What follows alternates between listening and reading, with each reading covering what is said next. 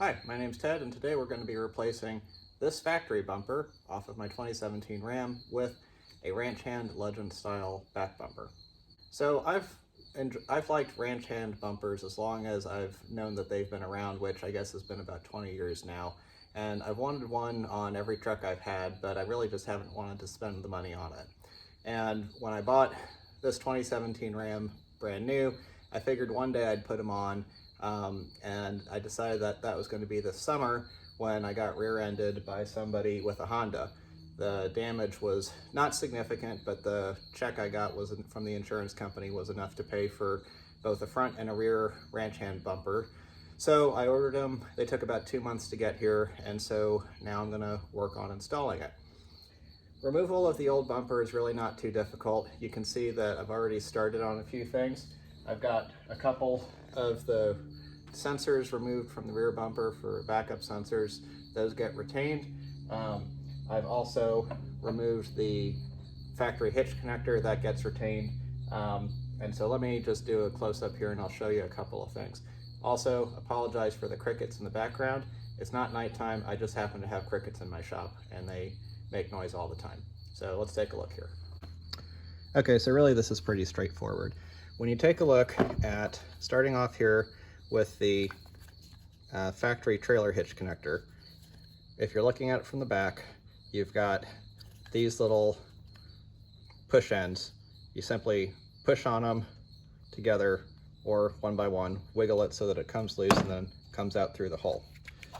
This connector is attached to the back and you just have to wiggle it a bit and push down on this release pin on it while you're wiggling it. It may take a little bit, but it came off pretty easily, which I was happy about.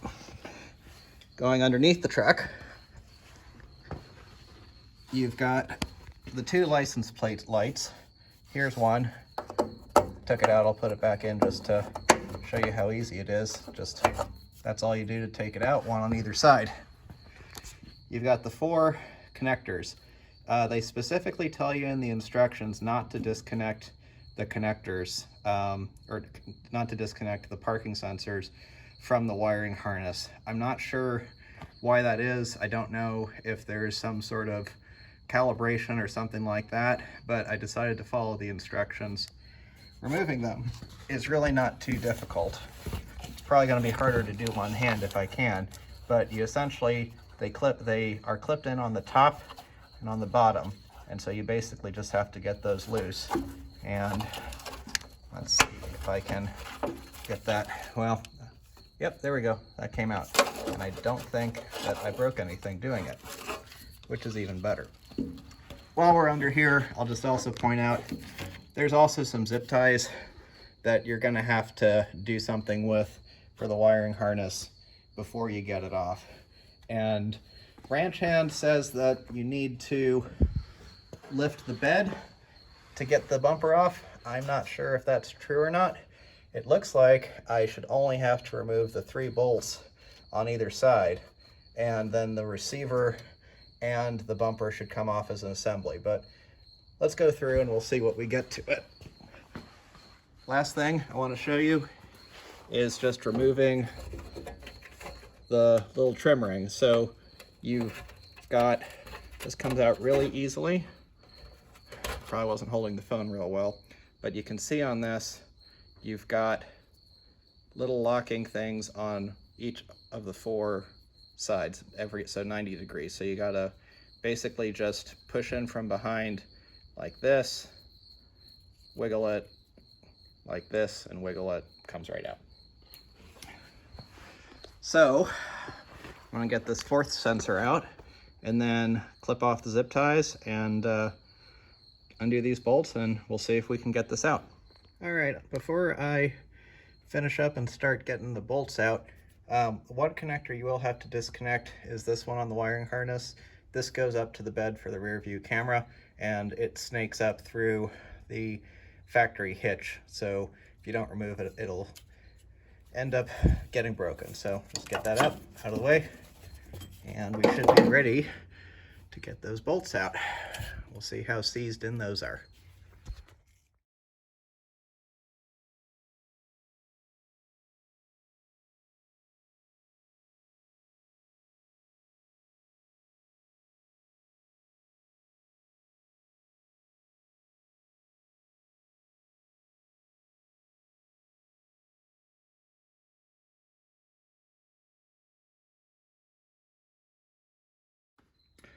Well, I was wrong. The bed does need to get lifted in order to get the hitch off.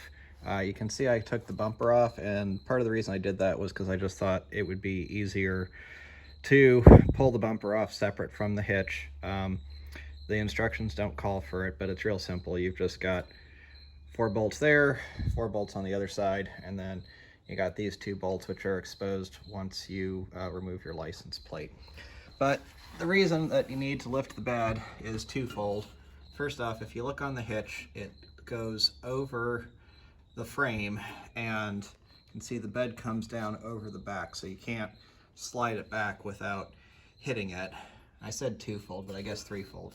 Up here, the bed is actually resting on top of the hitch, and then what you can't see is that up back in here, there's a little alignment pin that goes down and inward. So you actually end up needing to, or gonna need to tilt the hitch upwards and then slide it out. So the bed's gonna need to get raised a couple of inches. Not a big deal, but just another step in the process. So I guess let's get to it. All right, well, I've got the old hitch off, and really it wasn't too bad. You do have to get 6 of the bed bolts out.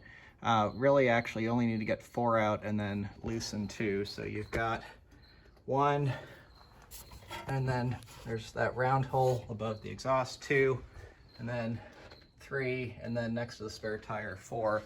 Those have to come out all the way. And then as you come up here, right up there, basically, oh wait, nope, that's all the way forward, so you don't take the all the way forward ones. You get this one, that's a couple feet back from the very forward part of the bed, one like it on the other side. And once you do that, I just loosened them a couple of turns and then jacked up, used a floor jack with some wood to, I got it wedged in under here, and I was able to get the bed up. You only need to get it up a couple of inches, and from there the hitch came out pretty easily. Especially working by myself, I think it was definitely better to remove the bumper all the way first before trying to remove the hitch. That made it much easier to handle. So now I think I'm gonna bring the new bumper over and start lining things up. Well, it happened again. I've got another video that is kind of a then a miracle occurs, where I basically just got interrupted and then got bad about filming the rest of what happened.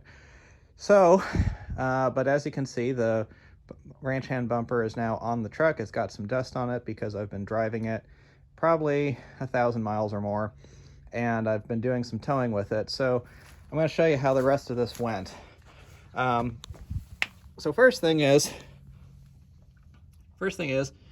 as you can see, I welded a hitch to the bumper, and in fact, this is actually the stock hitch from the truck that I then cut and modified it so that it would fit in between the plates that go onto the frame rails, or that bolt up to the frame rails, and then I welded it in place. I welded it at both the sides, and I welded it the entire circumference around for both sides. And then what I also did was I got it so that I could weld it up to the bumper up here. In order to make this work and make it fit, I did have to trim the bumper a little bit. You can see where I had to trim it with the angle grinder. But on the whole, it's really, it was a lot of welding for me anyway. But it's, I think honestly, when you take a look at the stock bumper, or the stock hitch, it's probably stronger than stock. I've towed my trailer with the race car on it a couple of times, and I haven't had any issues so far. Still solid. So I have to say the obligatory, that's not going anywhere. There's really not a whole lot else to say about this. Once I got the bumper out, or once I got the bumper and the stock hitch off, I put the bed back down and torqued it all back up. After I got the hitch welded to the bumper, then it was just a matter of getting it on. That was a little bit of a challenge because in the process of welding, I did get the metal warped just a little bit. But in the end, it wasn't too bad. A couple of tips to help make it easier: if you can get some soapy water, some grease in between the bumper and the frame, that should make it slide easier. But then what I ended up doing was I ran straps from the bumper over to the hitch, or not to the hitch, to the axle, and just was pulling at it one side at a time until I got it where it needed to be. But everything's hooked up now. I'm really happy with how it looks, and I've been happy with having it in the use. This has moved the hitch down a little bit, so I have had to modify things just a bit when I am towing, but it really hasn't been a significant consideration. So as far as I'm concerned, this was definitely a worthwhile upgrade. I think the truck looks a lot better. I think that this bumper is more functional, and I'll do another video on the front bumper, but I can tell you I already hit a deer with the front bumper, and you can't tell. So unlike the factory bumper that got banged up fairly decent from a Honda CR-V, I'm not too worried about it from this.